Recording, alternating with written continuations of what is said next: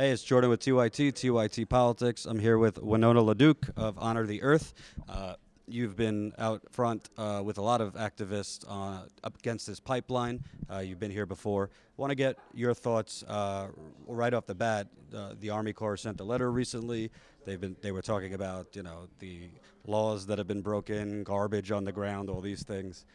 Didn't mention any of the laws broken by the police. Do you feel like essentially this looking the other way and letting police do these heinous things, is a sign of things to come in terms of the pipeline possibly be going through, trying to get people off the land now?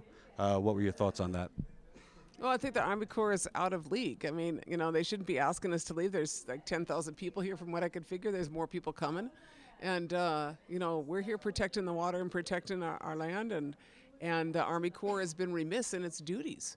So they have no business asking us to leave. And the federal government should, in fact, be on our side. And because there's been such a media blackout on this, I mean, the Young Turks has been here, other independent journalists, not a lot of so-called mainstream media. A lot of people that support this pipeline are still under the assumption this is going to be a oil revolution. It's domestic use. Have no concept that most of this is foreign exports. Could you kind of get into that a little bit more so we correct the record on what this pipeline's really about?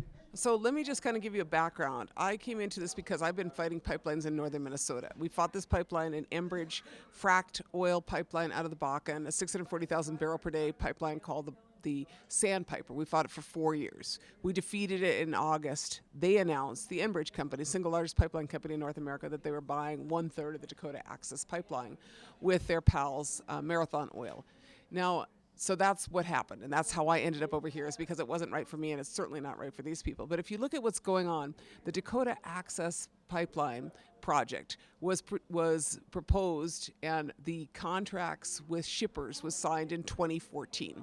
That was at the peak, the apex of the Bakken oil boom. Since then, Bakken has busted. And so now you have 900,000 barrels a day of oil coming out of the Bakken.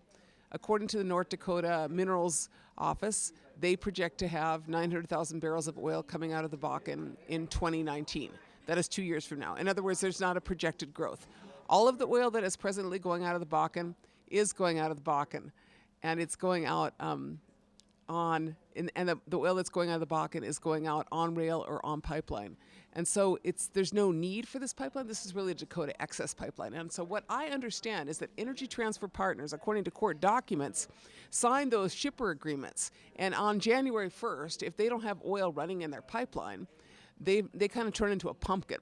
Those shipper agreements are all up for renegotiation. Now, if I was an oil company and I'd signed an agreement in 2014 when the price of oil was high and the price of shipping was high, and now I didn't have oil and the price of oil had dropped significantly, I would want to renegotiate. In fact, I'd probably want to cancel. And so what I think is that this is all about making sure that Dakota Access or Energy Transfer Partners can meet their contracts. It has nothing to do with anything else. And that's what's wrong. And also, the Energy Transfer was just bought out by Sunoco Logistics, who tops the charts in America for crude oil spills. A lot of people don't get that.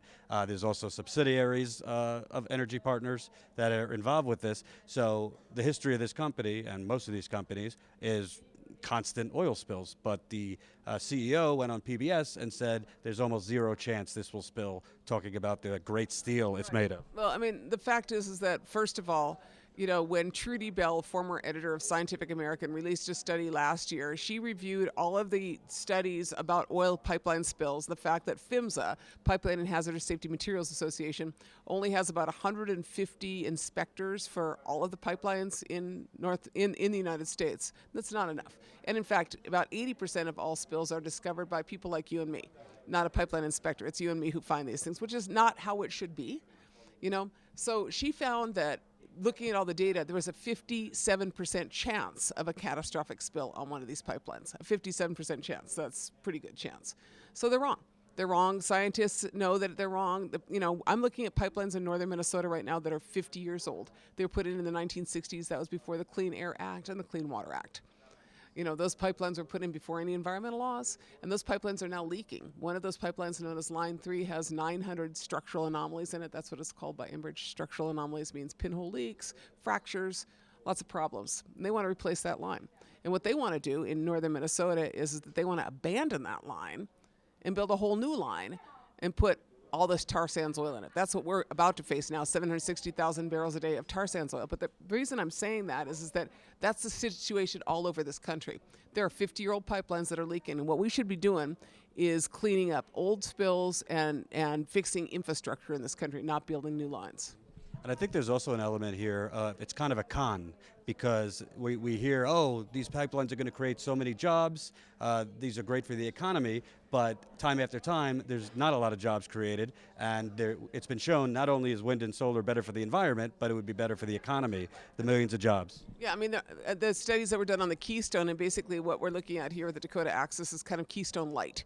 Same territory, same region, and my projection is if they can't fill it with oil from the Bakken because there's no oil, they're going to try to link it up to tar sands, and so you'd have basically Keystone Light here, right? And in the studies done by the American Association of Architectural Engineers, the American Engineering Society, they found that there was 5 times as many jobs in infrastructure building in this region, and the country has a D in infrastructure right now.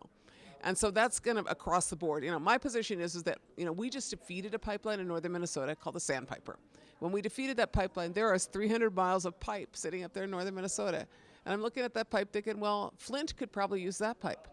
It's not that we don't need pipes in this country. We just need pipes for people, not for oil companies. And there's plenty of jobs in that, and so that's what I think we need to keep pushing for is infrastructure for people, not for oil companies. In the case of the investments in these are going to be known as stranded assets or, in fact, stranded liabilities by the time they're done, because 5-10 years from now, this is going to be one piece of junk up here. And companies, are going to, it's not a good thing.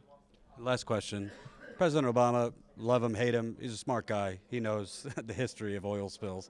He knows the risks. He's, needs more time, the Army Corps says. He says we're going to give it consideration, might reroute it. What do you think is going into his calculation? I have no idea what's in that guy's mind. He made some promises to Native people. We would like him to uphold them. And he needs to deny the permit. That's what he needs to do. He needs to deny the permit for this pipeline.